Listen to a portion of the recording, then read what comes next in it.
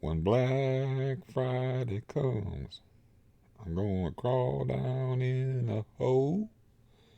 Blah, blah, blah, gonna satisfy my soul. And older people might remember that Steely Dan song. Uh, I can never remember lyrics. Like I said, Stairway to Heaven, I couldn't even sing you that. And right now, you don't want me to sing you anything. Because I got the froggy voice. I felt a little bit like that, oh no, could this be a cold? I got a little bit of wheeze this morning. Like, no, no, this is bad timing for this kind of stuff. Don't need it. But anyways, good morning to you. It is morning here anyway, 6:16, and I did what I intended to do this week, which was I started off on Monday saying that I was going to exercise and be active, and it seems to have woken my body up, which was sort of like poking a grizzly bear in his cave when he's hibernating. So pain levels increase when I'm walking or moving or lifting or carrying or rearranging stuff in my house. I generally got to wrap my knee up real tight in an ace bandage. It's supposed to reduce swelling or something. I don't know. And got the old digestive system um, back online, which kind of started the whole thing because I broke my toes, deuce, on the 8th. So I kind of like laid around from the 8th, and I laid around for, I don't know, 17 to 20 days or something like that, because it's broken toes. I mean, they're not fun to walk on. And my stomach's just growling and carrying on, but, eating's not a whole lot of fun. Where they pulled the 4 teeth, I got like bone spurs that are coming up, and that's where I have to chew because I gotta let this thing over here heal, which is still sore. I just noticed, and so yeah, life is groovy. Um, Yesterday was a bad day. I was in a bad mood and watched a bad horror movie, and nobody called me, which was cool. There wasn't nobody to call me.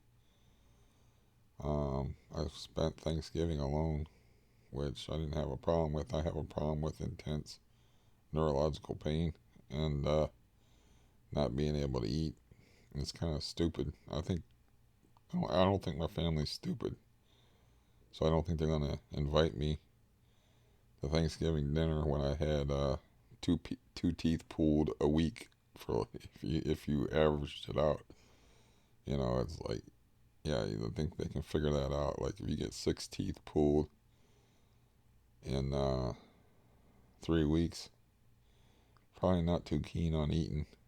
I've told people a million times. I mean, I think people forget though. It's like food don't mean nothing to me, man, except for full belly. I mean, there's things that I'd rather eat, things that I'd rather not eat. Things uh, that I like, things that I don't like, stuff like that. But if it was up to me, I'd never eat anything. I don't take no pleasure in it. Uh, so yeah, yesterday kind of was a weird day, and I'm like, this better not be like some kind of like, maybe I'm like everybody else, and like I don't like being alone on a holiday, but really it's just I felt terrible yesterday. um I guess you'll get that. I'm using my body this week, and my body don't like it. My knee don't like it, my foot don't like it, the nerves in my stomach don't like it. uh I picked up a 90 plus pound that little scooter weighs, I think, 94 pounds or something like that. And I put it on top of the Pete-on couch to make room so I could walk up and down through the apartment to work my leg. And then I was like, why is this couch so far away from the wall? And then using my left hand, I tried to pick up the couch and the scooter. And the love seat is like a dual recliner thing, so it's not light. And I moved it, which was fairly impressive, a couple 100 pounds. But I didn't move it very much, and I was like, I felt it. I was like, that's dumb. Don't do that. You know, I stopped. I was like, no, don't do that. So it's very strange to be like working out with 5 pound. They're actually 2.2. They're like this big around the weights, and then the bar weighs like 3 pounds. So it's like 5 to 7 pounds, and then they'll be lifting up 200 pounds. It don't make no sense, but you know, if you do like if you've been laying around so much of that, like I have, and then you start doing like lifting weights, you know, you're just gonna make yourself sore and miserable. And I'm sore and miserable enough, thank you very much. But it's not really sore. It's like all the neuropathy, and you know, it's like my body's waking up. It's like if your hand fell asleep, as they say, or you know, gets the blood supply cut off on it, and it wakes up, and you get that tingling stuff. I got like a wheeze or something going on here, which isn't cool. That used to be my organic alarm clock. Is when I was a kid, is I would sleep on my, I'd hear the alarm go off before school, and I'd sleep on my hand, and deliberately, that was my snooze button. I didn't have a snooze button, but I'd sleep on my hand in such a way as to cut the blood off through it, and it would wake me up. You know, I'd sleep like this with my big fat melon head laying on my hand, and I'd wake up, and my hand would be asleep and tingly, and like, you know, that would keep me awake, and then I could go to school and suffer. But yeah, I rewatched the thing where I was talking about all my fishing memories, and I was like, you know, that just made me sad because my life always was shit. You know, memories have a way of filtering out like the bad parts of it for most people, at least. You know, and it's just like a survival mechanism, I think, that your brain has. That, you know, you look through the past with you look towards the past with rose-colored glasses, and it's like a filter, and you don't remember uh, things the way they truly were. You know, um, yeah. Try to an example of that in a movie, and it's an old movie. I know I'm probably talking to older people anyway, so Falling Down with Michael Douglas, very good movie. Used to be one of my favorite movies. But he's got this idealized picture of his past in his mind, and all he wants to do is get back to his family when he loses his mind and goes on his vigilante spree. And he goes back and he watches the home movies of like, and he's expecting to see something different, but really all he's seeing is arguments and fights and his kids crying and stuff, and you know, and him acting like an asshole at birthday parties and stuff like that. It's like that's kind of like how people work. Is like we tend to emphasize the better parts of our memories. It's just a survival tool. Your brain has little tricks. Everything is about survival. Period. So your brain has little tricks it plays. You know, confabulation, for instance, is a trick your brain will play where it'll fill in blanks for you, and you know, you'll make up things to fit a narrative. I think it's kind of really for that kind of heady collegey type talk, but That's what I studied was human psychology. I'm very froggy. But yeah, your brain will trick you, and it's kind of its job to do that, to keep you surviving.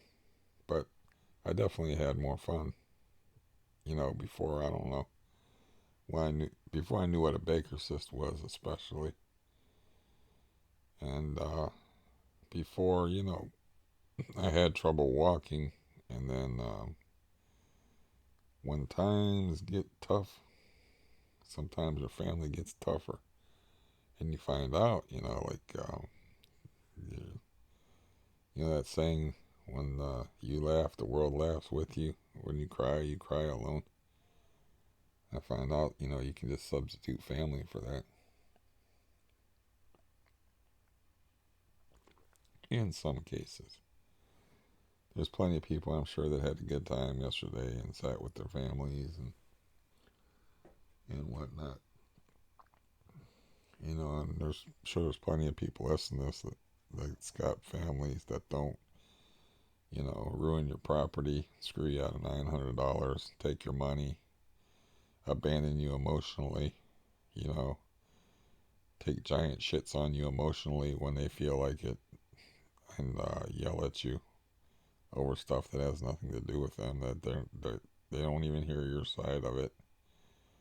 They got, like, there's plenty of people that have probably functional families, but I got zero. I talked to nobody yesterday, except for, I think I talked to my cat when I was like, I think he does this stuff on purpose, but the litter box in the bathroom.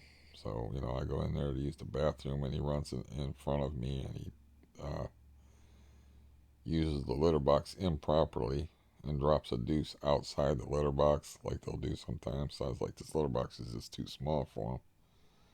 So I'm gonna actually take my foot basin, or my basin I bought for $3 to doctor my foot, since it's deeper, and turn it into a litter box, so I don't have to ever be greeted with that sight again. Because he's too big for the litter box.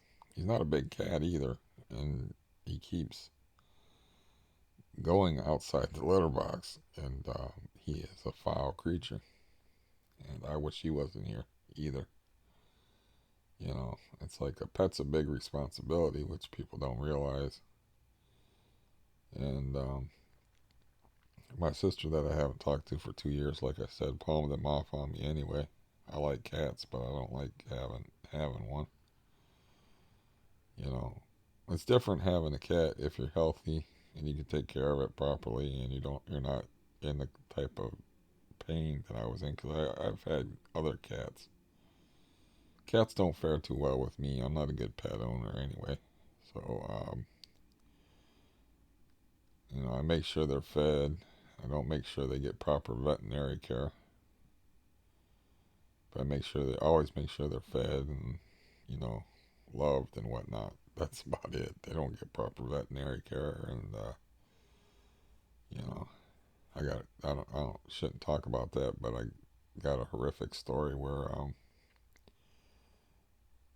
yeah, I accidentally, we moved to a new place. I'm sure I never told this story before. It's very painful for me to tell. But moved to a new place with this cat, and all he knew was the old neighborhood. And I guess it was my job or whatever to get the uh, TV and the internet hooked up at this new place, because I was moving in with somebody, and I didn't do it. So I had no idea, like, the worst storm ever was coming, and it ruined the Lord of the Rings movies for me. It was during the movie, the last installment, The Return of the King.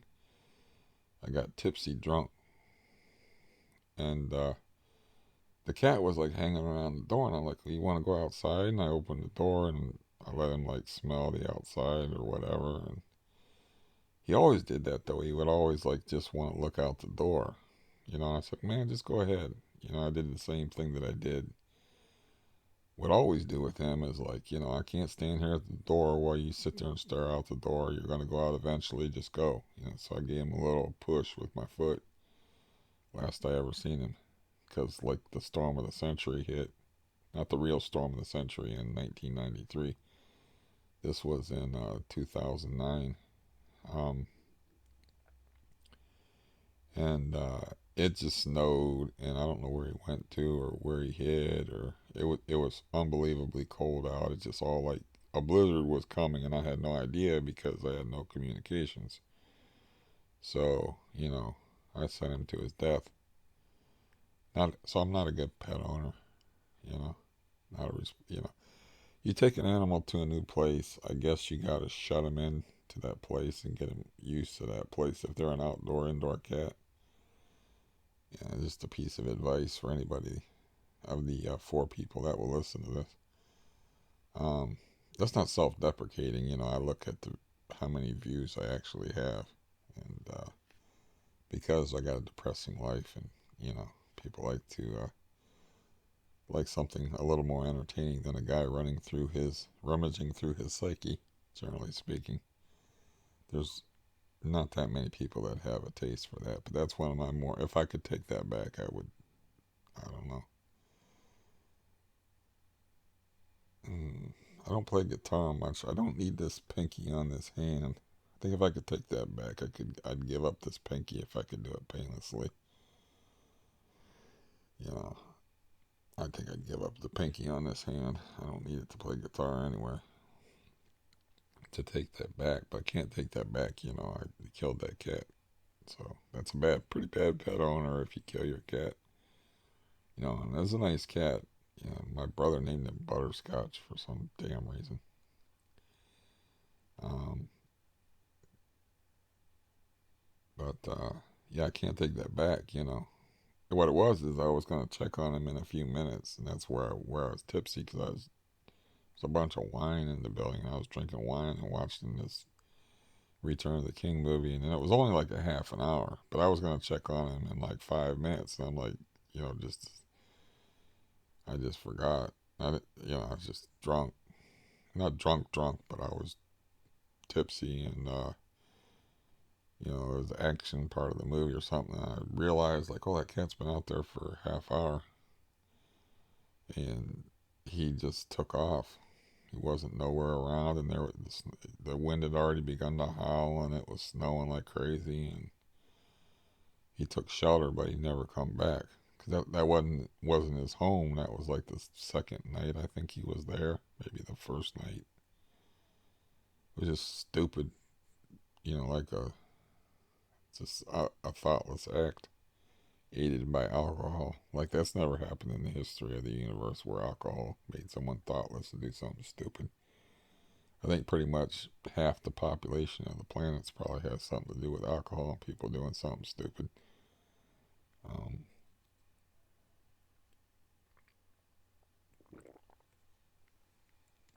anyways, yeah. So I'm sure I haven't shared that on here before since, this is my therapy. But can't take that back. You can't take that back. I can't look, I don't have any rose colored glasses to look through at that. I can't make any excuses for that. That was just ignorance, alcohol, and carelessness. And,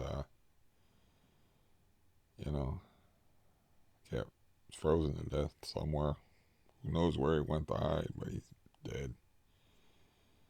People like to make up things in their mind, like, like, well, maybe somebody else took him in, or maybe this, or maybe that. It's like, no, that cat went off to hide somewhere, or he tried to go back. They'll do that sometimes, It's like, this is the only place the black cat has known that I call darkness that's out there right now. And if I took him to another neighborhood and he didn't like it, he would come back here because this is his home. He spent so much time outside here, he's going to hate it when I move. But I don't know if that's going to be during the winter, but he's not getting outside for at least a week. until it realizes this is where the food is. There's. But no, that night with that storm, that was one of the worst storms I've ever seen. And the part I feel bad about is like, I had no way to know that was coming because there was nothing in the house but DVDs, and that was pretty much it. So there's no outside communications in the house yet, or in the apartment, and so I had no idea that was coming, and that was kind of my fault for being dysfunctional and not getting it hooked up ahead of time. And there's a long story behind that. Eh, I think I might have mentioned something about it on here before, but you know, I don't care if my family disowns me, but they still have the right to their privacy.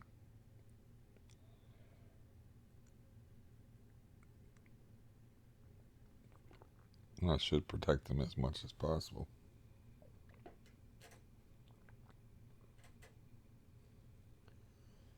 Um, but no, man, it's like I said, the, the point of this is like I woke my body up and it was like waking up a sleeping dragon. So it's not been a fun week for me as far as pain level. And I woke up this morning and the neuropathy and shit in my stomach area is off the charts. And I got a nice walkway cleared, and I walked for like 35 minutes. I walked for like a long time yesterday. And I did not pick up no weights yesterday because I was like, I couldn't will myself to do it. I kind of got like a depression. And I've been getting up at 4, and I kept waiting and waiting until I started yawning. And I'm like, well, then there's no point now. And it's a stupid little workout. So it's just not even, it shouldn't have been a matter of that much willpower, to do a silly little 20-minute workout with little tiny dumbbells. I'm just getting used to the motions that, since I've been so lazy. And then, like, the last time I tried to work out was probably in April. Sometime, no, it was sometime during the summer. I don't know when, but I did it 2 days in a row, and I was sore all over. I'm like, 20 pounds is not my starting point anymore. But yeah, it is um, very difficult to keep trying when you're in pain, like every second of every fucking day. Uh, and then, like, I got that appointment coming up, and I'm suddenly like nervous about that because my body's been torturing me extra much, and there's some kind of cold or something going around here. I've been exposed to people because of my dentistry and whatnot, getting all that stuff done. And like I said, people don't know how to cough. You cough like this. That's how you cough. You block your airborne germs. Then you use the hand sanitizer. You don't like just randomly use the hand sanitizer and then cough like this. So, all the air is still shooting at people across the room with your damn cold because you have to pay your rent. You still have to get going to work and whatnot, whether you work at a dentist or whatever. And then all the people in the lobby. Roy has got to be killing the landlord with the heating bills because, man, it is cooking in here.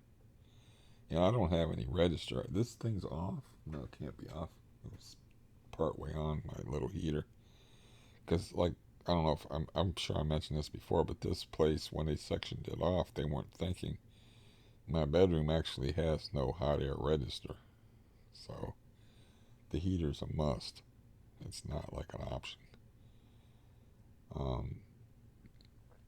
I got to register, but it's mostly nothing comes out through it. You know, I told the landlord about it way back when he first bought the place, and he had a guy that come in and was messing with the duct work, and he's like, you feel any more hot air coming in? And I lied and said, yeah, it seems a little better, but it wasn't significant enough to make any difference. I think it's meant to be like a cool air vent or something like that.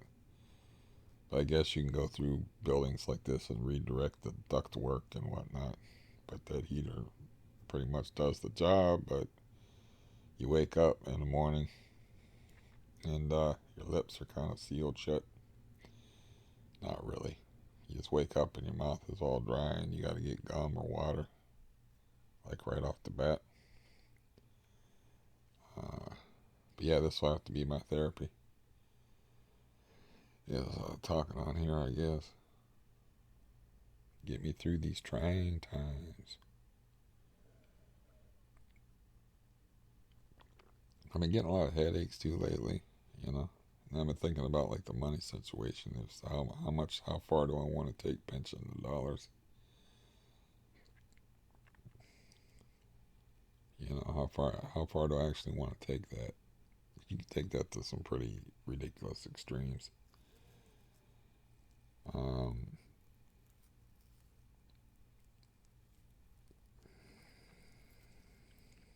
but yeah, yesterday was bad. I just felt bad physically. My stomach was like a mess. Like I said, I woke my body up. My body was not happy about that. It likes being dormant.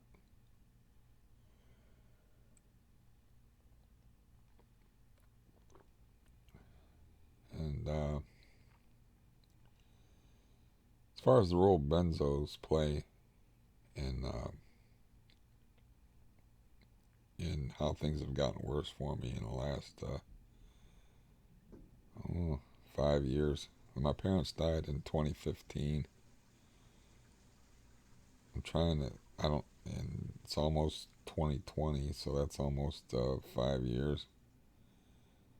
Um, I really don't know how long I've been taking benzos. Like I said, I'd like drifted into it. You know, it was like a tide, like that washed over my feet at first, just tickling my toes, and then went over my ankles, and then pretty soon I was in over my head. You know, it was a slow process though. Um, it wasn't fast because I would just like score a couple here and there off of my aunt, who they were giving them to her for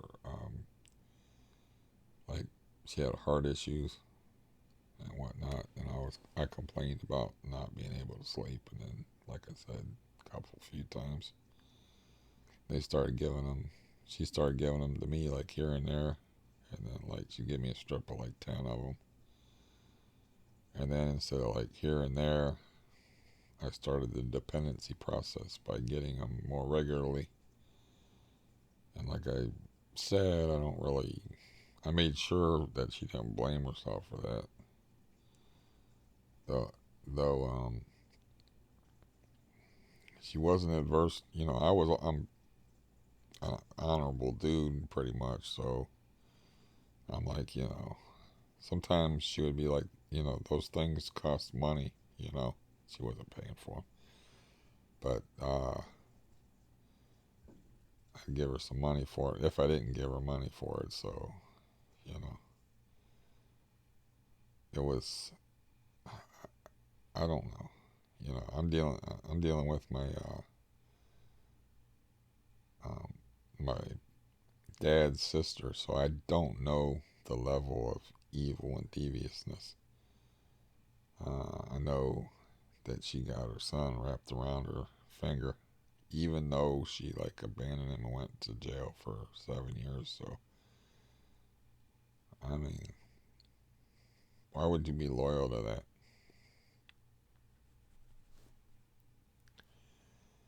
So there's I'm saying a lot of knows. Probably because it's uncomfortable subject matter. But how much of that was like, I bet you it started out as first she was actually trying to help me, and then she was using it to score money off of me so I could score drugs off of her. And it became like a standard drug deal type of thing because they would give her like um, doses for like the morning and the evening. And then she would tell me what she said her morning doses because she didn't like them. And oddly enough, she might have had other stuff running around in her system because she's taking a lot of pills, but she was like, she didn't have any problem quitting them. The one thing she said about them is she missed her Xanax a little bit. She said, I miss them a little bit, you know, instead of like me, you know, when I was uh, thrown into cold turkey withdrawal. Cause they cold turkeyed her, man. They didn't do no tapering. Oh yeah, yeah. They did a little. They did like uh, some serious taper. Like, you know, here's 15 for the month. You know, 15 half milligrams for the month, and then like from that to nothing. I think it was like a 2 month drop off because like doctors don't know how to handle the whole benzo thing. They don't understand it. I don't know why they don't understand it because like Dr. Heather Ashton goes back. She understood there was a problem in the early 80s.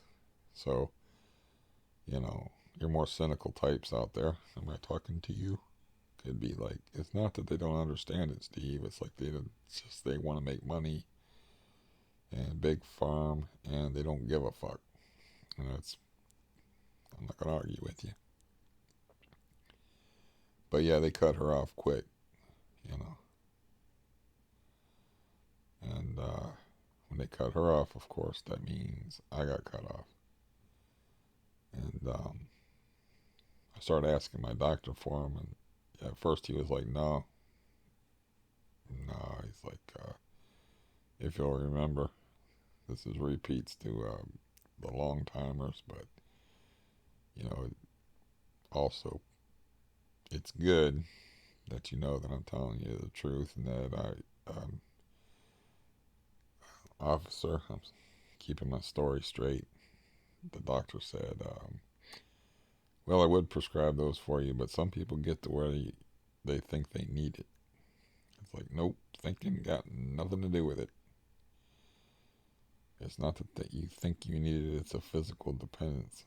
It's like the thinking part where you think you have to have it or you want it or you can't live without it, the addiction side of it, that comes after.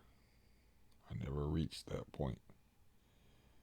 I reached the point where I'm like, oh fuck, man, I'm starting to feel sick and things are starting to look really fucking weird, you know. But yeah, that's what I did on Thanksgiving was I had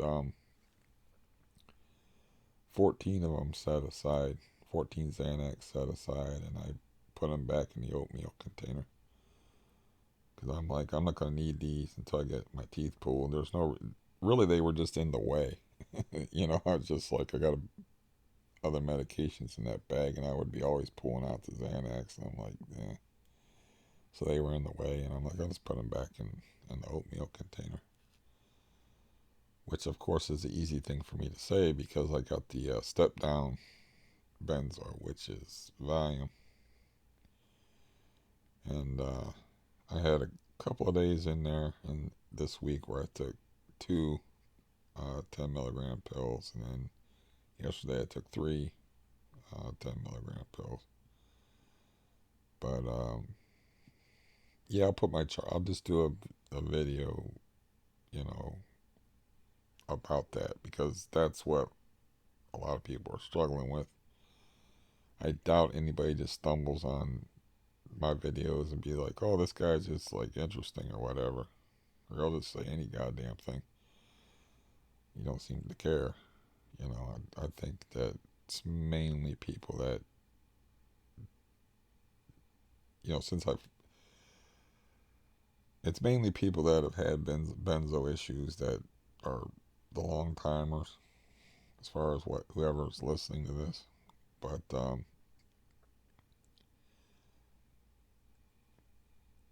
it's kind of like a thing with um yeah. Let's just admit that's a benzo moment and start over when I have a drink of coffee.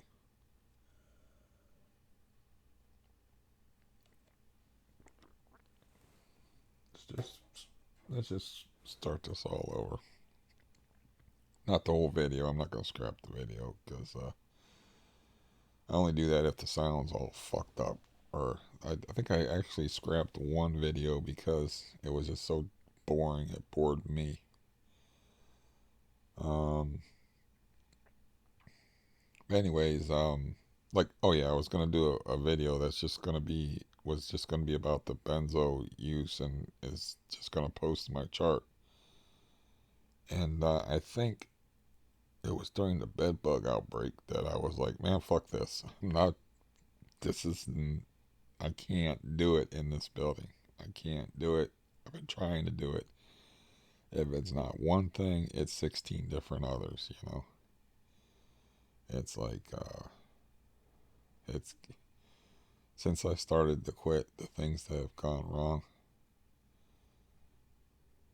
Um, Trying to remember if the hood people were out of here yet. But I know I had the math thing. I had the squatters. Then I had Stampy. Then I had the war vet.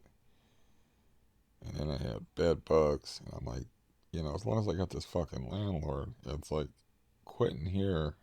It's gonna be like it's hard enough. I'm Sisyphus. That's why I got the picture of Sisyphus, the guy that rolls the rock up the hill and then it rolls back down, and then he's got to go down and try it again. I'm in a Sisyphusian type of situation here. Where it's like it's added difficulty to something that's already really, really difficult getting off of benzos. And it's like I'm using a great deal of my life force trying to swim upstream here. It's like just give me a nice, flat, calm lake, and maybe I can make some progress. But I'm not going to make any progress here. It's just there's always madness going on in this building, some form of madness. It's actually been, except for the dog and them not cleaning up after it, and the tub falling through the ceiling incident and breaking my. Oh, okay. There's never a break. I was gonna say it's been kind of calm around here lately, but come to think of it, no, not really. You know, it's been calm this week, but it takes longer than a week to get off of benzos. So it's like I got to get in a good living circumstance. So I'm pretty sure from my chart that that's when I gave up. Is right around the bed bugs thing. But I don't keep track of time very well. That's why I like doing these videos. I can go back and look, and I'm like, oh, that's when that happened. To me, it's all just a collage of madness and misery. And I don't, I'm not really good with chronology. And like this happened, and then this happened, and then this happened. It's like I don't know when it happened or what happened when or any of that. But yeah, I'll do that and just post a chart, and I'll like put in the events. You know, that's a lot of work, but what the hell else do I got to do? It's a lot of work for you 24 to 30 people. But I could actually go back through my videos and I could mark, like I could match up the benzo use to the events, like this machete day and squatters leaving and this happened, and I can match it all up. And it's like uh, as far as benzo intake, the benzos affect your life, and your life affects the benzos thing going around you. And I just realized under these circumstances, living in this building, that's why I have to move into a saner thing. And this guy on the third, I'm going to make sure he sees and understands the deplorable conditions that I live in. I think he's like one of them caring type people. Anyways, but I'm like show him the hole in the wall and the ceiling tape on the ceiling, and you know show him I'm like this is where I live. I don't live in any of this area right here. You know, show him my situation. And at first I was like, no, that's not a nice thing to do because there's cockroaches in here for sure, and bed bugs maybe. But if he just does a walkthrough, I was like, just tell him like just walk in and walk out. I'm gonna like do it quick, you know, because I like to be honest with people about that. It's like with that. I almost said their name, but I'm not even sure what the name of their freaking company is anyway. But my stomach's growling. Um, but it's like with those people, it's like I wouldn't let them come in the house until they knew the score.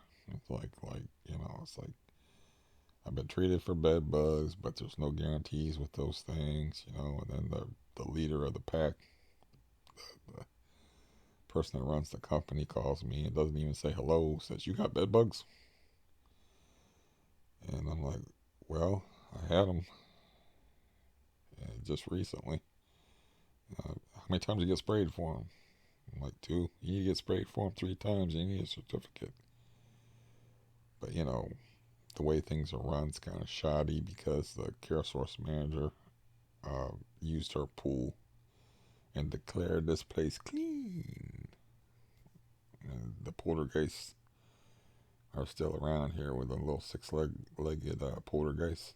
They're still around here somewhere. You can bet on that.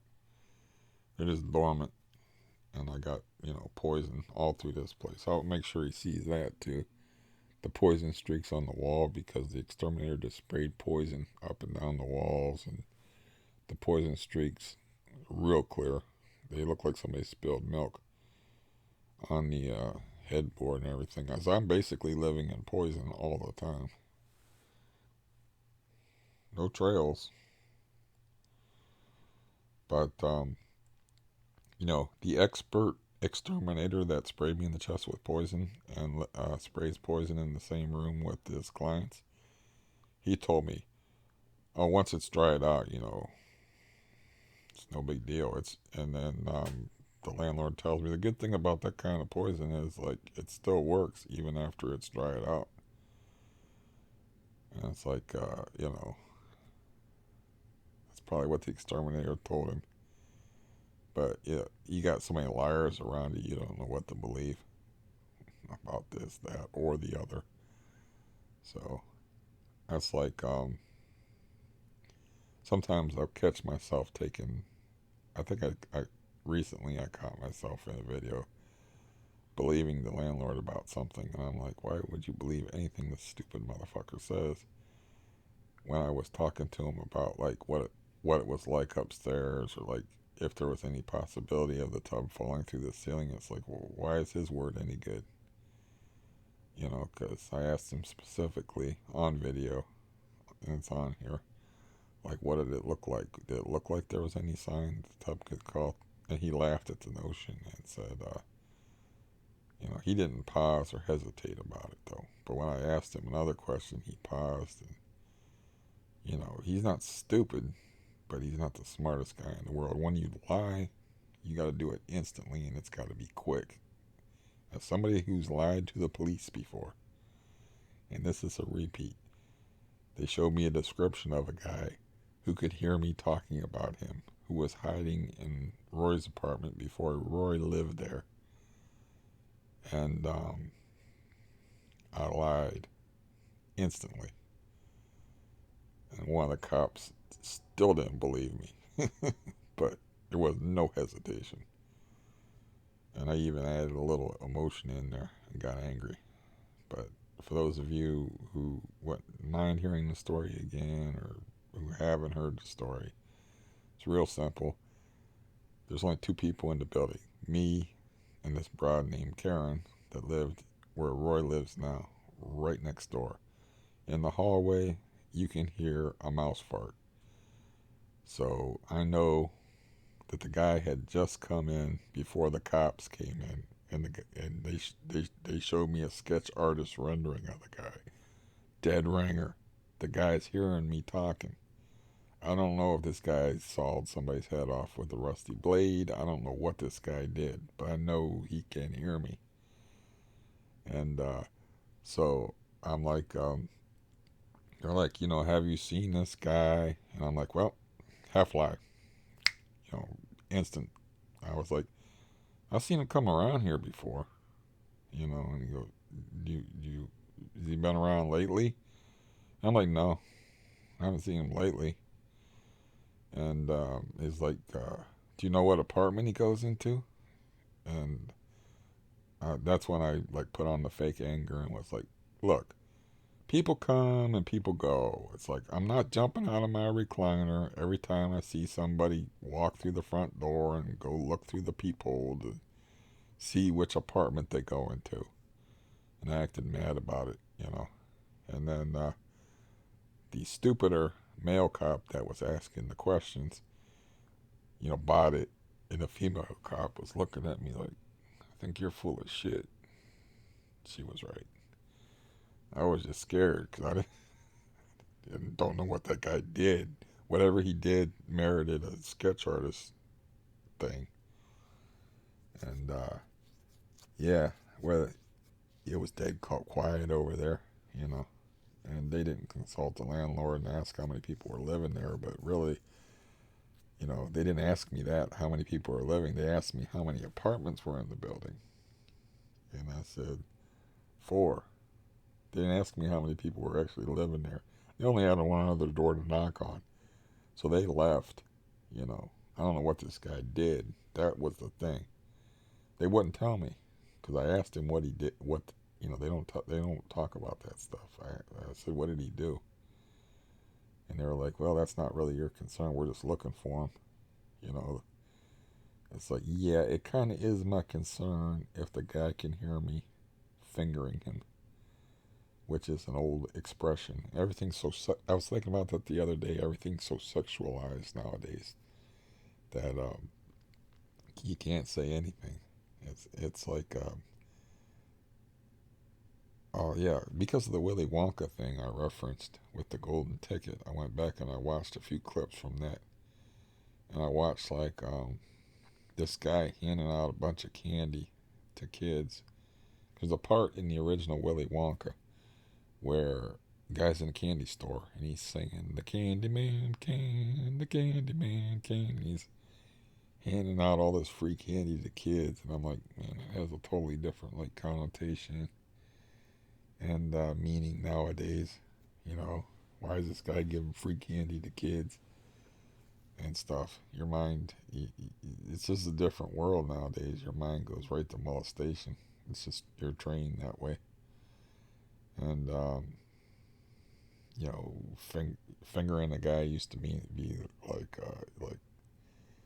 and the stool pigeon stood up and said, "There's your man," you know, because I was framed. I don't know what this guy did. They wouldn't tell me, so I'm not fingering him. I'm not pointing him out. Mm-mm. Guy come back, kill me or something. Nope. And I knew the acoustics of the building. I knew that the guy had just come there. I know how small the apartments are. I was in each apartment.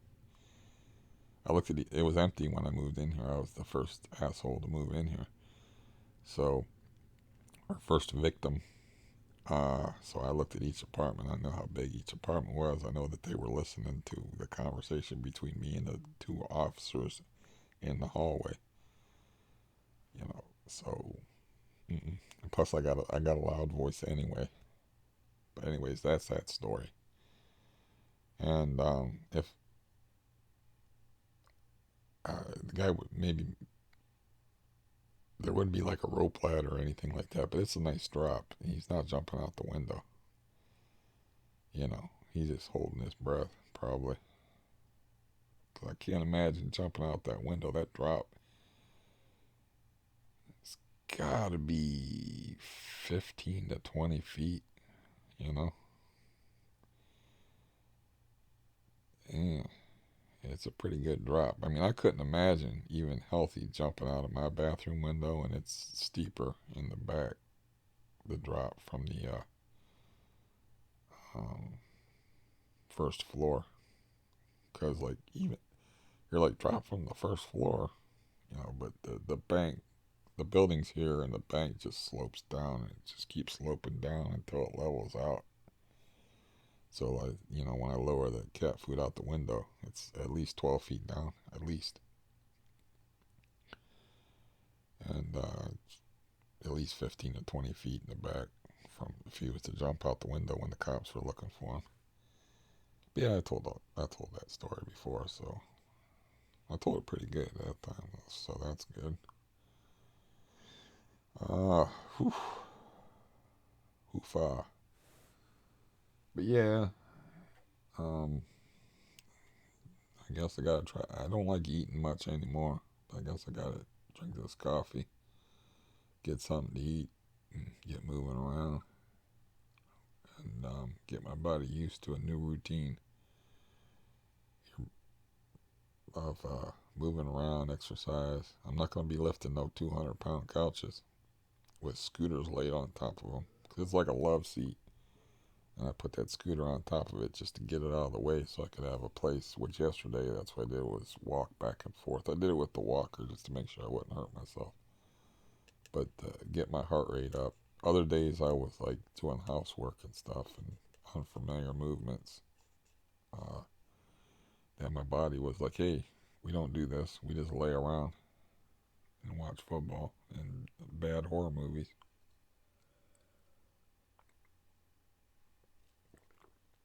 But that was starting to affect me negatively, physically. Emotionally, as long as I'm living here, emotionally I'm going to be fucked. That's just the way it is. Because I hate all my neighbors and I hate the landlord. I don't want to kill the landlord, so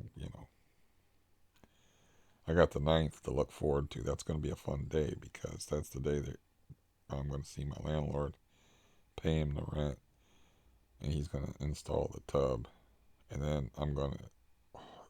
It can't take till 3:30, but I have to leave here at 3:30 to go to a heart doctor appointment. So I told him, you can come as early in the morning as you want to, and he said it won't be before 8 o'clock, but who the hell knows? And I don't want him here without me being here.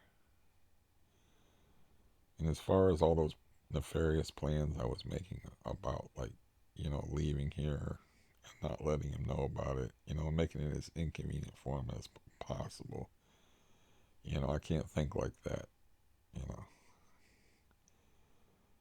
Spray painting what he is on the wall, that you enable drug dealers. I could do that. I could probably buy some of that stinky, rotten garbage and shit smelling stuff called liquid ass, and spray down the bedroom. At least make sure some people get some new carpet in here. As far as, like, it's got to play out how it's got to play out, people. I mean, I got to go with the flow. If I get the opportunity to do that shit, that would be cool. But if I got the opportunity to get the fuck out of here and get the fuck out of here quick, I'm playing around with, right now, I've been on benzos so long, I'm playing around with benzo withdrawal syndrome. I might have that. I might end up with that, you know. Then how the hell am I going to survive with that and CRPS? Pain generating neurological disease. And how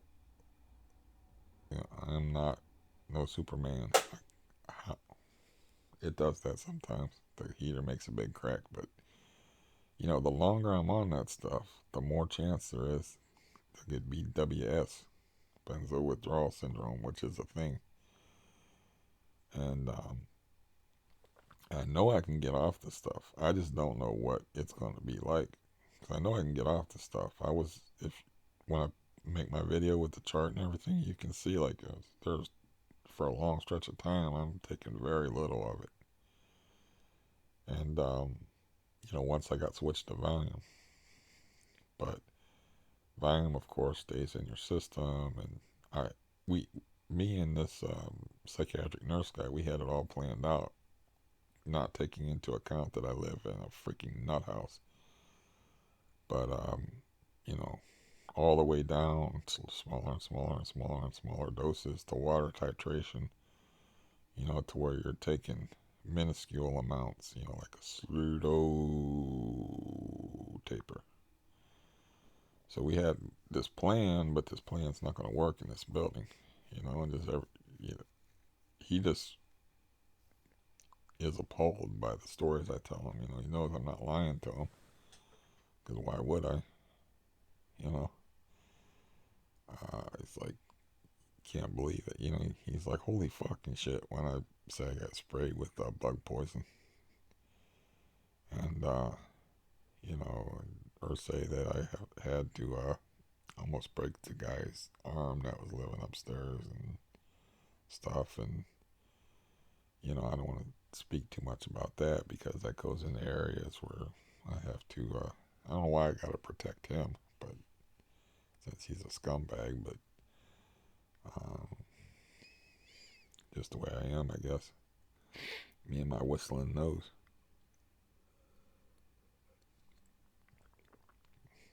But I mean, I already did mention the fact that he was drunk, and I wasn't paying attention to his toddler daughter, and she choked.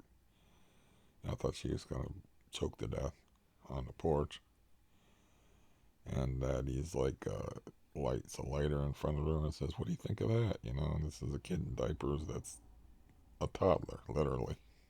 They don't walk too good. You like fire?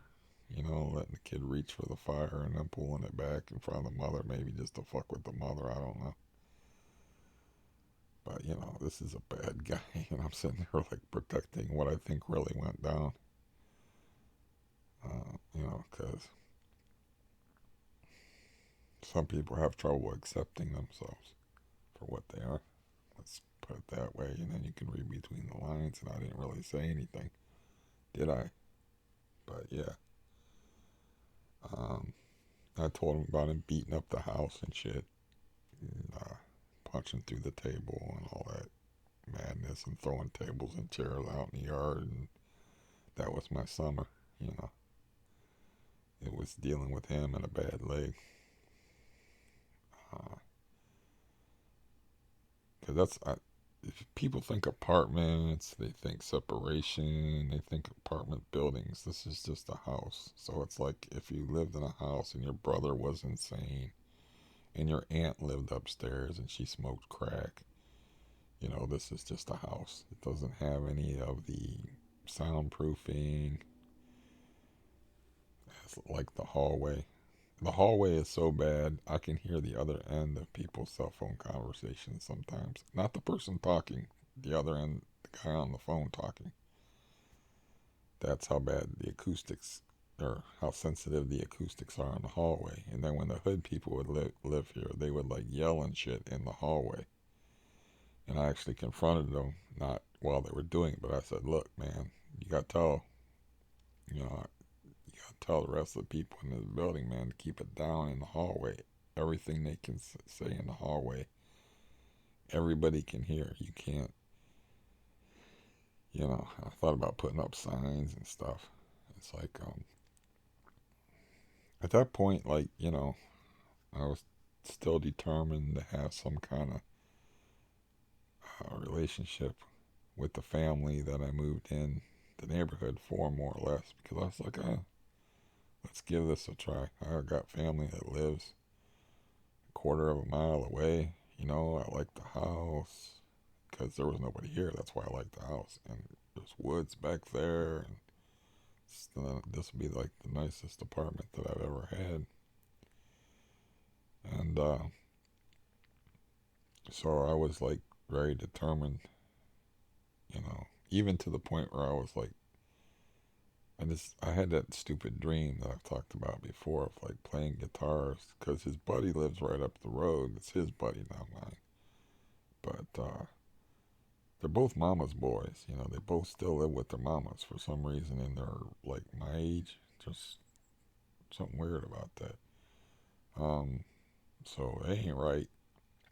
But they both play guitar and I play guitar. So I, I bought like a bass guitar, like less than, I don't know when I bought that. I'd have to look it up on, bought it off of eBay. Like I bought a bass guitar and I was like, still thinking about, you know, music and playing music with them. I don't give up on my dreams easily. I don't give up anything easily. It's weird, you know.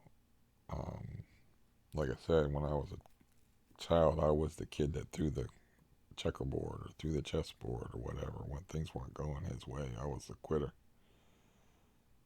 But didn't want to give up on that, you know. I tried again with my sister, and tried a phone call and put myself at her mercy again and got slammed down again. It's like maybe it's just certain things I'm like a dog with a bone about. Like I don't quit. Um, I don't know. Maybe it's just I went through some kind of personality change. Maybe it's a survival thing. Like, you know, very difficult to get by in the world alone. You might end up like talking to complete strangers on the internet just because you need that expression. You know, you need some sort of expression and people you can trust. It's not so much that I trust y'all as that, you know, because I've had people hurt me over the internet. Because you can be hurt when you're in a benzo withdrawal real easy. So I've had people hurt me over the internet, but y'all, no offense, but y'all ain't family. You know, nobody can hurt you or screw you over like family and friends in the real world that you've known for decades. Y'all my friends, aren't you? You gotta be. I'm a sweet guy, and I'm just here for your entertainment and or amusement.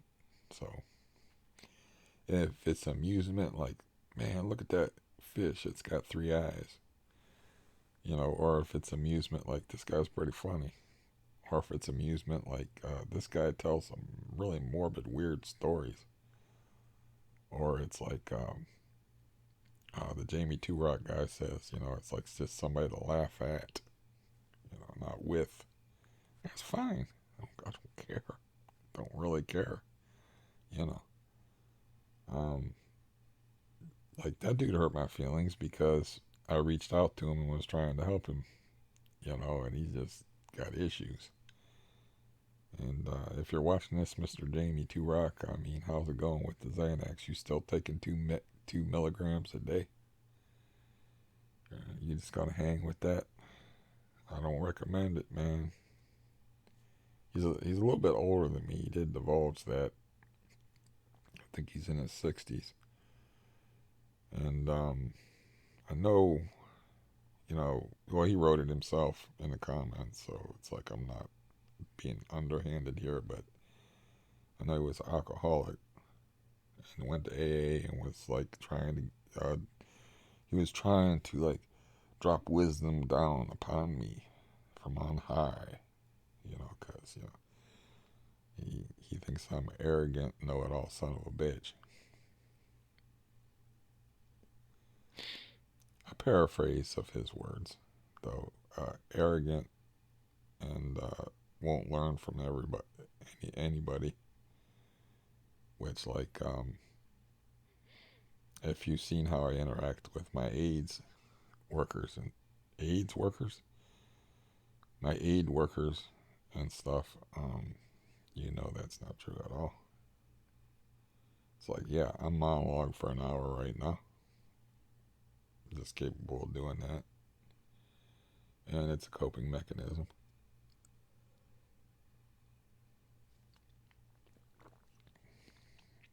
I like conversation, but I really just like to hear other people talk a lot of times. Like, you know,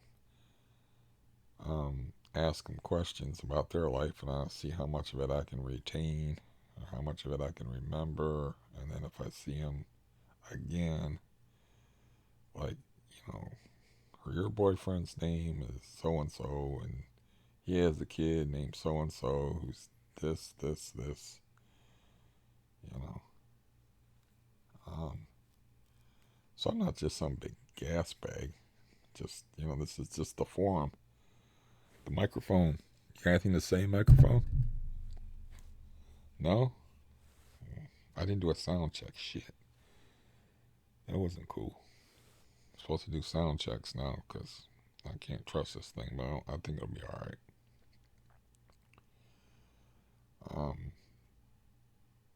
Yeah. So it's another day of pain and torture. That's what I wake up to. It's like, I don't know what that's like for other people, but that's what that's like for me. Especially if I have a deep sleep like I had last night. I wake up and I'm like, okay, oh my God, I'm this guy. Oh my God. I have CRPS. I have an incurable disease. My family is a huge albatross around my neck. It's like, sorry, family. But, uh, yeah.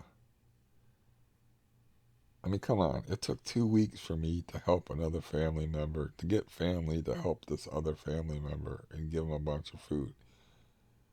It took 2 weeks. It's a good thing the food was frozen, you know.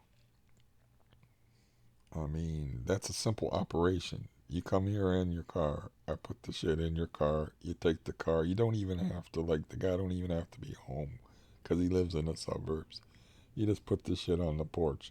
It's cold enough out that those frozen dinners, they're not going to thaw out. It's Ohio. Northern Ohio. I mean, come on now. Get it together. But. So it is kind of albatrossy. These people over here now, there's a difference between albatross and leeches. These people over here are leeches. The war vets part of that clan. Or like, I had my expensive Browns mug that I was so proud of before the season started, and they hired idiots for coaches. Um, and this guy, uh, this guy upstairs broke my mug. Never replaced it. Never offered me a nickel for it. It's just the boat on a smaller scale. It's like I'll wreck your property and not even give you $1 for it, because I likes my money, you know. And if I want to save money, I definitely don't want to rekindle anything over there. So I was very glad that nobody from over there tried to leave me a plate of food or make any excuse to have any contact with me. I think they get it, you know. I think they understand.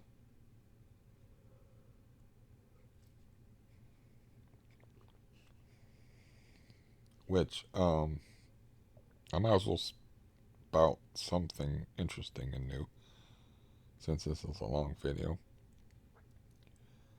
But I don't know if you could say I was depressed or what the deal was. I remember I was wearing something very weird when this dude showed up, and this was in my 20s, and I think it was during the period where I didn't have a phone, where I was like, I would just use payphones.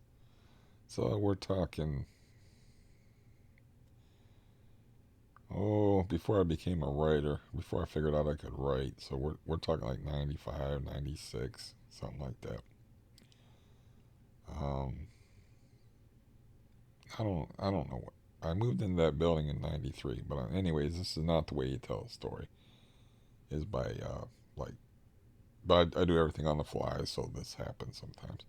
Point being, the dude comes over, and he'd have to do a pop in because I didn't have no phone. So he pops in, and I think it's Christmas Eve or it's sometime around Christmas. It might have been on Christmas or whatever. But he was like, look, man.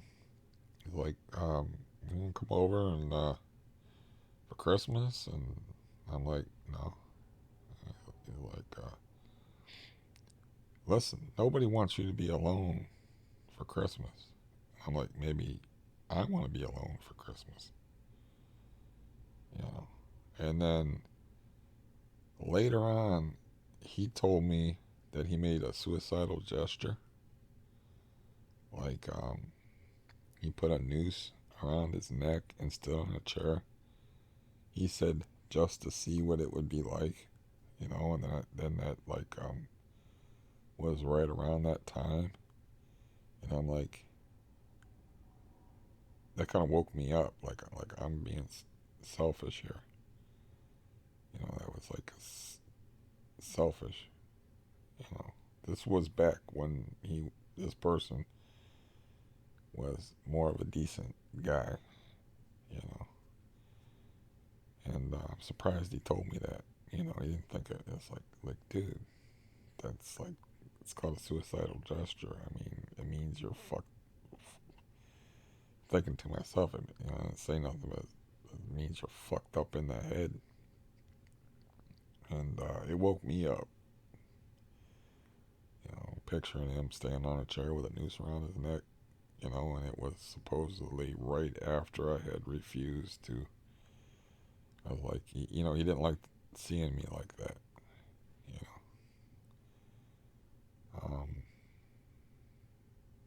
I don't remember when that was. I remember, for whatever reason, I remember I was wearing something stupid. Like, way back in the 80s, people would wear sweats and then they wear shorts over the sweats. I think it had something to do with not one. I don't know why people wore that type of thing, but I had some kind of setup like that. And it was like with gnarly clothes, you know. I was just kind of laying around, and don't remember exactly when that happened, but yeah, that's when I realized, like, the way I behave has an effect on these other people psychologically. But then this guy had been a leech before that. But my point is, like, one side of the family is leeches, and the other side of the family is more like an albatross, like emotionally. It's like emotional support. It's like I don't want to be vulnerable around none of them emotionally, because that's not their thing. Clearly, you know. It's like if you're sitting there and you're half asleep and you pick up the phone and somebody is just reaming you out talking about disowning you, and you're like, well, so much for sleep. And and you tell people in your family, like, look, man, CRPS is a weird disease. You fuck with my emotions, you're gonna make me sick, man. Physically, it could be a day, it could be 3 days, it could be a week, or it could be a couple of months, like in the case of my older sister. So albatrosses and leeches. The leeches definitely got to be cut off, because I need all my blood money, blood/money, to get the fuck out of here if I'm gonna survive. And yesterday I was like, I don't, I don't want to do it. It's just too hard. The whole situation's too hard. But it's like, then I start thinking, like, going outside of myself and thinking and looking at it from the outside. It's like, dude, look at the way you have to live. You live in a prison cell, you know. You live in a building with people you hate. You hate your fucking landlord, and you would actually like to physically harm him. If you could get away with it, you probably would physically harm him. Not kill because he has a family, but you would, like, do some serious damage to him. And I told him as much. It's like, I told him, like, I was like, you don't understand what went down in that hallway 20 years ago. Not just like dot, dot, dot with the ellipsis. I didn't spell out the fact that I would have just plastered the walls with his blood. Because I was past that point. I was past the point of reason. I'm throwing a guy off of his own property who I have to deal with and pay money with, and who could raise the rent on me at any time. And I'm like, get the fuck out of here. And you need to get the fuck out of here right now. So, so a lot of, like, my psychological state, I can go outside of it and see, like, well, my whole psychological state could change if my living circumstances change. And I live in a place where I'm not hating the people that I'm giving money to live there. I'm not hating the building. I'm not hating the landlord. I'm not hating my neighbors. I don't have crackheads and PTSD people, or if I do have those type of people, I have a concrete barrier between me and them. I just heard one of the crackheads upstairs stirring. Nothing was stirring, not even a mouse. Yeah, it's going to be that time of year.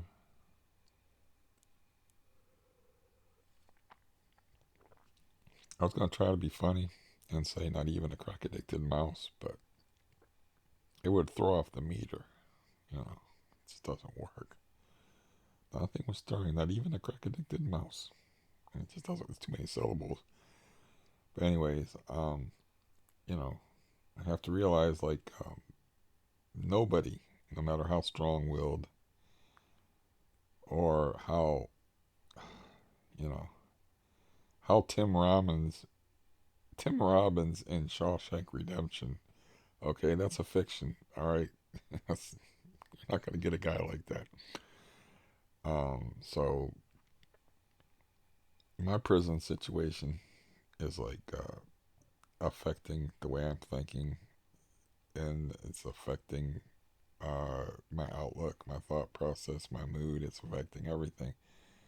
So I have to get out of here. And if I will go to I hope my body behaves itself. You know, I hope you get situated. You know, it's not coping too well with me not being able to eat right, I think. Um, I'm gonna keep moving around, keep walking, and pick up my little girly weights and stuff. It's very early here, so I have very much time to do this. It's 7:33, and I'm gonna fight my way out of this and get out of here somehow. But the thing of it is, I don't have money. I don't have people I can borrow large sums of money off of. Actually do. I have like two people, but one of them just bought a house, and all their money is a money pit house. All their money's going to go into that house. The other person is my best friend, and I don't like to, I like to keep the friendship pure. If you only got like one really solid friendship going with somebody, you kind of want to keep money out of it. Money fucks things up. So I did ask him once to borrow $1,000 on behalf of uh, my brother to fix his well, but yeah, and then it was like lost in the mail, I thought. But what happened was, is I called him up and I'm like, look, man, your check should have been here by now. It's got lost in the mail, and like, you need to cancel that. I'm very sorry, if there's any charge or whatever for canceling the checks. I mean, you lay it on me. But what happened was, is it was in the mailbox, and the mailman pushed it on top of, I didn't get my mail for a day, and he pushed all this junk mail on top of it and smashed it, and it was like crammed just flat and smashed in the bottom of the mailbox. And I told him, I found your check, and I'm like, I'm just gonna rip it up. I think they already canceled it anyway, but I don't remember exactly how that played out. But that's the only time I ever borrowed any large sum of money off them, was from my brother. And I had already loaned my brother some money to try to, because he got issues, to get his well fixed, which his well's fixed now finally. It only took him years, 3 years, I don't know, 4 years of not having any water to get around to it. I mean, um, Time Warner, which I used to have, but I was like, I'm never doing business with them again. He has issues with that company where their service fails him. It's like he's missed fishing trips because his phone didn't work and stuff. he won't quit their company. I'm like, it's real easy. You can do it online, and then all you have to do is like you can sign up with the company I'm on. And they'll send you like a. Nobody has to come there. They'll send you like a kit, and you hook it up yourself, and then you just gotta call up your um, current shithead uh, providers and say, look, fuck you. It might even be fun, and he keeps them. Yeah, he still uses them. So it's an abusive relationship between him and this cable slash phone slash internet provider. They used to be called Time Warner, but it's now called Spectrum. When you have to go under aliases, you're probably a bad company. It's like, we're no longer Time Warner because we've got a bad reputation, so we're gonna call ourselves Spectrum. You know, it's like, I don't think they got bought out. I think they just wanted to change their name because they're a shit company.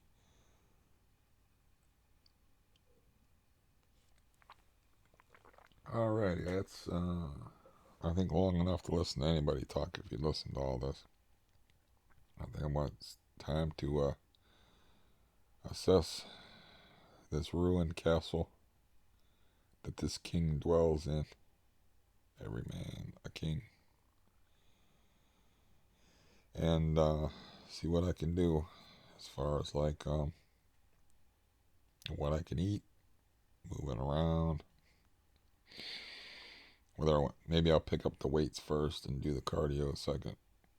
Where I've been wrapping up my knee with the ace bandage, but it's time to get to work. Time to walk on two broken toes and a Baker cyst knee. The blood clot, I don't know about if it's still there or it got reabsorbed. They said there was a chance it could get reabsorbed. I just know the motherfucker hurts. And it's not all that flexible. And that it's not too swollen looking. But I still wrap it up to keep the swelling down. Because the first day I did that, it swelled up like a damn balloon. So I'm like, okay, I'm going to wrap you up. I'm going to try to keep that to a minimum. And it's time to do that. And one of the reasons why this is almost an hour and a half long video is because I don't want to do any of it. I don't want to live. Uh, I don't. My life's fucking horrible. I don't want to live. But I'm thinking like, circumstances could change. I do find pleasure, at least obviously in the sound of my own voice. I do enjoy a good story, and I like observing people. Let me end this with this. The Joanne woman, I shouldn't have used her name. I feel bad about that now. That was jerking around on my toe, and I made the dick and balls joke about, like, I wouldn't want her in charge of my dick and balls. Well, I don't know if this is something that she did for everybody, or she did just for me, or I don't know, but somebody knocked on my door, like, after dark last night. And I'm like, who is it and what do you want? I'm glad I didn't use the F word like I did the last time. And she was like, it's Joanne from blah blah company. I got something for you. I'm like, okay. I open the door and she's like, I think I remember telling her, like, I don't get along good with my family, so I don't got no Thanksgiving plans or nothing like that. So she brought me like a sweet potato pie thing and like a frozen dinner with stuffing and turkey in it and stuff. And she said, I was going to drop it off earlier, but I figured it'd be too tempting. And I'm like, man, I felt like a heel now because I made that joke about her and used her name and stuff. And I'm thinking, like, is this something that they do for everybody? You know? I don't want to ask, but I'm curious. It's like, is this just like a gesture she made toward me specifically? I mean, it is kind of a trust and intimacy thing. If you got a broken body part and you're letting somebody like grab a hold of it and whatnot, and you're letting them work on you, that's a to me that's a lot more trust than something sexual anyway. Because motherfucker hurt, you know. Um, so, anyways, it's like yeah, that made me feel bad. Made me feel bad, um, rather than good. You know, it's like I wish she wouldn't have shown up at all. You know, it's still a good joke though. But yeah, that was wrong. And she's a nice lady, and I shouldn't have used her name. She's just not delicate. I mean, is your toe? You want your toe here, or do you want your toe over here? How about over here? Like the thing's all fucking black and blue and broken and shit. And she's just, I'm just like, I was rolling with it, you know. Just like, come on, I can take it. Go ahead, man. It's like she's like the least gentle person I've ever seen in my life. And yeah, it's like so. Hopefully, that was like a standardized gesture and not like a special outreach to me. Like she felt bad for me. You know, I'm really a decent act of kindness to me personally. You know, hopefully that wasn't like just between me and her. I'm hoping it was a formulaic gesture from the company for that she had like a car full of sweet potato pies and uh, frozen Thanksgiving type dinners. I hope anyway. Um, but anyways, time to begin the PT, not physical therapy, just fucking pain and torture. Uh, if you know that joke, I'm sorry that you do. Uh, that means you've had some shit happen to you. If you know the old that old joke. Uh, Physical therapy. It's time for PT. What? Pain and torture. You know, I've been in physical therapy rooms so many times. You know, doing the thing in the movies that they show where the heroic guy like uses the parallel bars when he's walking and relearning how to walk. You can play the eye of the tiger. It's the blah blah blah blah. I don't know lyrics. It's something to do with rivals. I don't know lyrics in the background, but I've done that shit. So I'm very familiar with the physical therapy thing. And I have to, ultimately, if you have poor people insurance, maybe not if you have good insurance, but they just send you home and say, you're on your own, bud. I mean, I don't remember what insurance I had, but they would paid for a month of physical therapy at Altman Hospital, like way back when I first got diagnosed with um, CRPS, and I was very young. And that, of course, is a story where I popped wood during a physical therapy session with a beautiful physical therapist, and I had the one guy with the wandering eye where you couldn't look him in the eye because I'd forget what he was saying because I would just watch his eye, you know. And then, like in a movie, his voice would like fade off into the background, whatever he was talking about, and I'd just be looking at his eye. So it was like the telltale eye, you know. Like I can almost do it. I don't know if that worked or not. Gives me a headache to do, but it's a trick I used to be able to do is cross my eyes and then make my one eye move around. But anyways, still procrastinating, aren't I?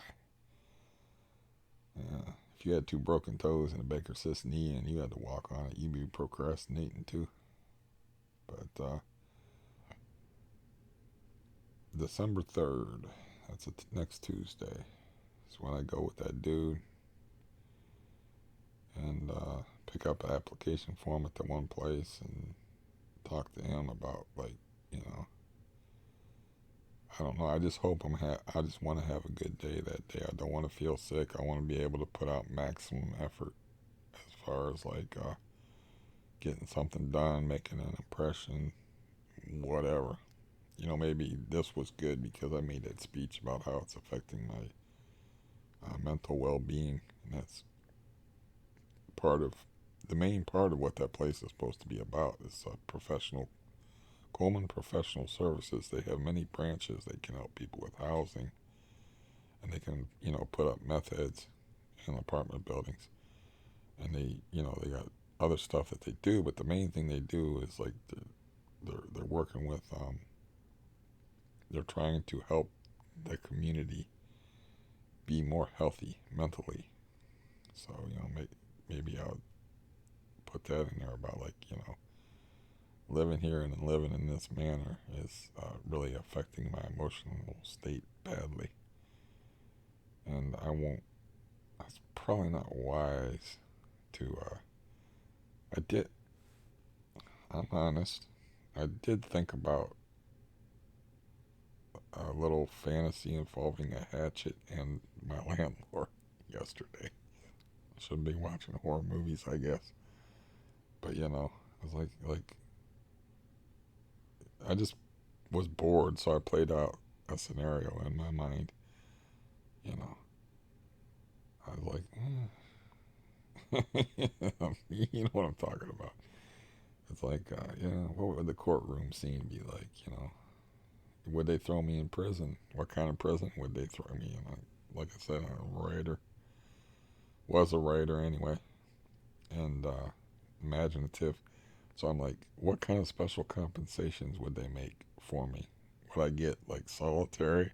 Would I go from living in solitary confinement here to living in solitary confinement in prison if I buried a hatchet in my landlord's neck?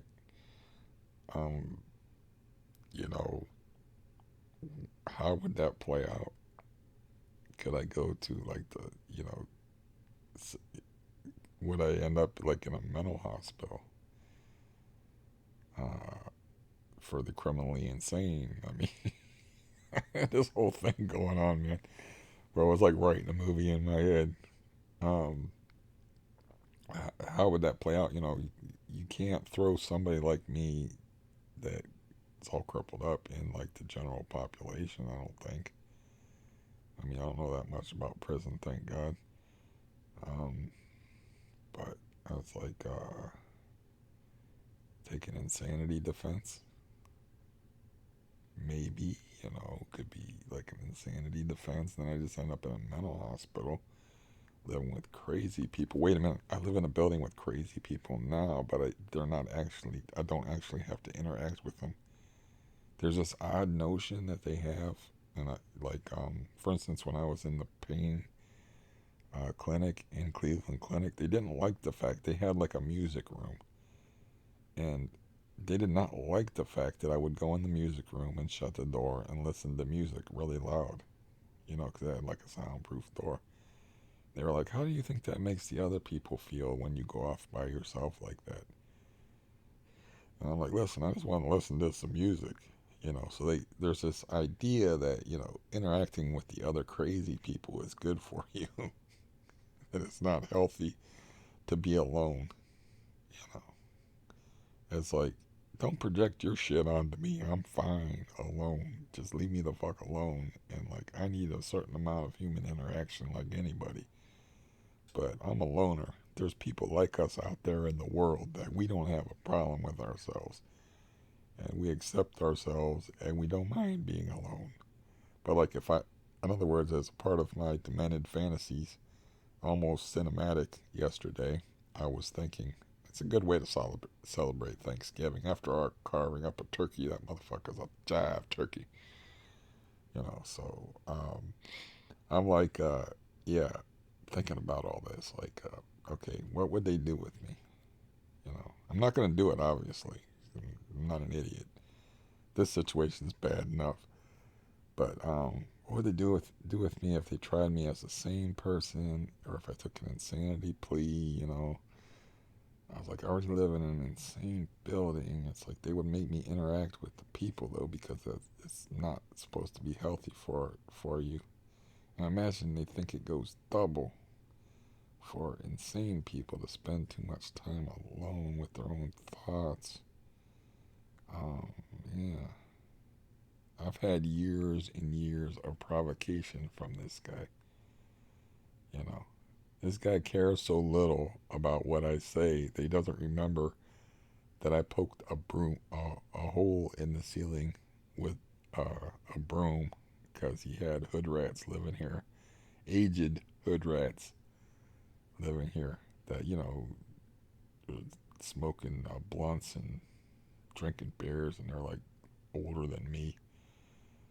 Um, According to this guy, smoking crack at night, but that's just some other guy's word. I was there with the blunts and the malt liquor and whatnot, and like I said, she offered me to you want to come out and get high with us, more or less. You like weed? I was like, I don't really know your name, and it's 2 o'clock in the afternoon in the bright sunshine. I don't think we should be smoking weed on the porch, but if you want to, you go ahead. I'm like, no, I can't do that stuff no more. And yeah, which while I'm again procrastinating, I watched a clip about the guy they called Megatron, Calvin Johnson, the great football player, and he quit playing football like early in his. He had like a short career, but he might have been the greatest wide receiver of all time. They called him Megatron because he was so fucking huge. He was 6'5". You know, I think 249 pounds or 239 pounds, which is gigantic for a wide receiver. Either one. 239 pounds, I think. 6'5". He had good vertical and ridiculous speed and all that. But he was playing with a lot of pain. And I think he got in trouble for smoking weed as a way of coping with the pain because the NFL wanted him to take opioids. And it's like he admitted that the NFL was encouraging him to take opioids, and he said that weed was probably a healthier painkiller in his view. And it's like, well, yeah, opiates are addictive. Opioids are addictive, so yeah, it is healthier if it works for you as a painkiller. But so he got in trouble over that, and then the NFL and the Detroit Lions specifically, I guess, are assholes. They deserve to be losers. They deserve losing on Thanksgiving. They like I think because he broke the NFL's weed policy, which is asinine anyway. Um, they use that as an excuse to not paying part of his salary. Like I think it's a signing bonus or some kind of shit. But they did the same shit to Barry Sanders, and there couldn't be a nicer guy in the world than Barry Sanders. His dad's a Class A asshole, but he is a sweetheart and the greatest running back of all time. And they did not pay out his complete salary because of they found some kind of like loophole in the contract. They were like, no, you're not getting that money. So they took some of his money, which caused a rift between the Lions and Barry Sanders for like years, and it's since healed over and they smoothed it out some way or another. I don't know. But now he's like associated with the Lions, who he played for his whole career, and you know, he was on the game yesterday talking for a while and everything like that. But for a while there, him and the Lions were quits. I don't know what it had to do with, but the NFL is just ruthless. They're ruthless to their customers. Like I said, man, they double charged me, and if I didn't catch it within, they give you like 2 days or something like that to hit the refund button. You can't contact them. You can't. There's no number. You can't contact them. So the NFL can kiss my ass. on behalf of Megatron and Barry Sanders. And your product sucks nowadays. I mean, you have a sport with very large people, and the object of the game is to drag people to the ground or to hit them and actually punch at them and knock the ball out of their hands. And it's a collision sport, and they're trying to make it as safe as possible. And I finally heard what I was waiting for, which was a statistic to prove that any of these measures are help. Because you're always seeing people get carried off the field anyway. You know, it's like it should be the National Flag Football League, the NFFL. You know, if they're just like they call penalties over the stupidest shit, and then like a push, you know, like something I could take, like a push. Somebody could push me down, and I'd be fine, just as long as I don't hit nothing. It's a penalty. Everything's a penalty. And then, like, you see an actual helmet-to-helmet collision, and I seen a guy get knocked out this year, and they didn't throw a flag over it. And I'm like, oh, what the fuck kind of madness is this anyway? But anyways, the NFL, being the ruthless organization that it is, it's actually like encouraging their athletes to get addicted to opiates, and that's what the Megatron guy, Calvin Johnson, was like. He's like, once he realized like they didn't give a shit about him, he's like, I think he referred to him as a product rather than a person. They saw me as a product to be used rather than as a human being. And he's like, once he figured that out, he had 1,200 receiving yards this last year, but once he figured that out, So, it, and that's another thing, is like, I can't get medical marijuana without paying for it, and it's not cheap. It's like, so there's still this stigma around marijuana that maybe doesn't belong. I mean, I don't believe in potheads, like people that wake and bake and that shit, use it irresponsibly. But how can you have something that's a medicine, and it's like you can you can get a prescription for it like a medicine, but no insurance company will cover it, and you have to pay for it out of pocket. What the fuck is that? Either it's a medicine and it should be covered by insurance, or it's not a medicine and it shouldn't be covered by insurance. It's got to be one or the other. Either it's bad or it's good. You know, you can abuse any damn thing. You can abuse chocolate. Chocolate's legal. I mean, so I don't. This I don't understand. This I was shocked by, because I was like, look, I don't really. You know, they make different strains now, but with the heart thing, the marijuana I was getting off of the street would up my heart rate, stimulate the pleasure centers of my brain with the THC, and get the heart rate going. And not good if you got a heart problem. So I was like, fuck that, quitting that shit. You know, I ended up high in the ambulance a couple of times, and I'm like, no, that's street marijuana, not for me. But this legal stuff, they engineer it and stuff, so they could actually have something engineered out there for heart patients that, like, you know, this won't get your heart kicking. And they got chemists and geniuses working on this shit. And but I can't afford it. You know, I can't afford it. So, as a painkiller. So what I can afford to do is grit my teeth, get off of here, stop procrastinating, and walk and be in pain. That's what I can afford. I don't have no painkillers here but gabapentin, and I don't like gabapentin. And it fucks up my day. You know, it literally fucks up my day, because then I'm like dizzy from it. And shit, I got a giant bottle. I hope this don't make too much noise. I got a giant bottle of that shit. It's not the yellow pills either. These are the 100. There's too much crap in here because I cleaned off my bed to, I'm being real loud right now. I better whisper. I cleaned off my bed. Okay. That's for scale. Here's one. A regular pill bottle. This is the volume pill bottle, and then this is the gabapentin pill bottle. I don't know. And I got another pill bottle. I could fill this whole pill bottle up. It's not full all the way,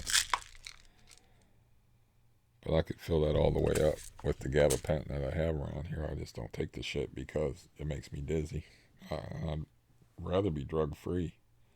But if they had some kind of marijuana out there that would help with pain, to help with my physical therapy and shit, that didn't get my heart going, just laying there. Because I tried, like somebody, this was a few years ago, after I had said no more marijuana, you got these drug pushing people, like they offered me like a roach or something like that, and I smoked it, and right away, it's strong shit. My heart starts kicking. I'm like, well, fuck this. I threw it in the ashtray. And so, but if they had a strain out there that didn't get my heart kicking, and like I can't, it's not covered by any insurance. I don't care how good your insurance is in Ohio. You have to pay for that shit with money out of your own pocket. Can't afford it. I'm stretching cat food and stuff. I'm gonna afford like however much medical marijuana costs. And what that meant for as far as the people that have good hearts, or at least decent hearts, is like the stuff on the street is crazy good nowadays. It's like everything is so potent, so powerful. Like I smelled it. I was like, holy shit, get this away from me. You know, it's like,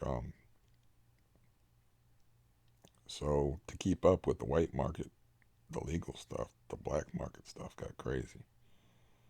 Crazy good to where, like, to get the really good stuff before they made it legal around here, you had to pay top dollar. Um, but now it's like they have to keep up. They have to undercut the legal stuff. Or people will just go ahead and buy it legally, and then you don't have to worry about getting busted for it. And it's not that hard to get scripts for it and whatnot. Though it's harder in Ohio, we have a stricter criteria here in Ohio as far as like how to get it. But there's ways around that and stuff. You could be like, have a friend like me that qualifies under 2 or 3 different the criteria where you can get it, and just kick a little cash their way or help them out in some way.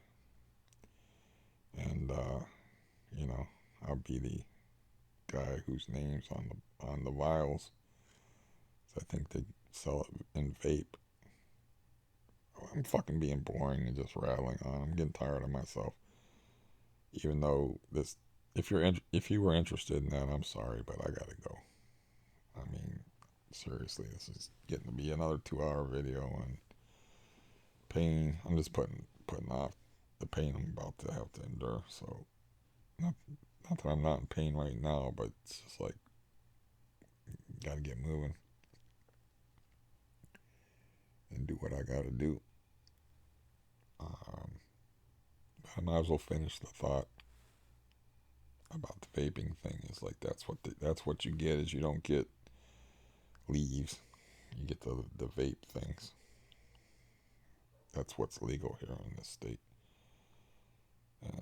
That's the form it takes. Um, Anyways, goodbye. Hopefully, you have a good day. Hopefully, like, I'll be ready for stuff next week. I'm sure you'll see me again because I'll being enamored with the sound of my own voice. I'm not even editing that out. I'm having trouble like talking now because I've had all those teeth pulled. I hope that passes. It's one of the few things I'm good at is talking. But I hope my face adjusts. It takes a while. You get these 6 teeth pulled in a span of 3 weeks. I wonder if that wheeze is getting picked up. It's another reason to get moving and get fluids in me and stuff. Man, gotta fight if I got a cold and I'm brewing on it. Cold brewing in me. All right, I'm starting to babble and being an idiot. So I'm sorry for being an idiot. Goodbye.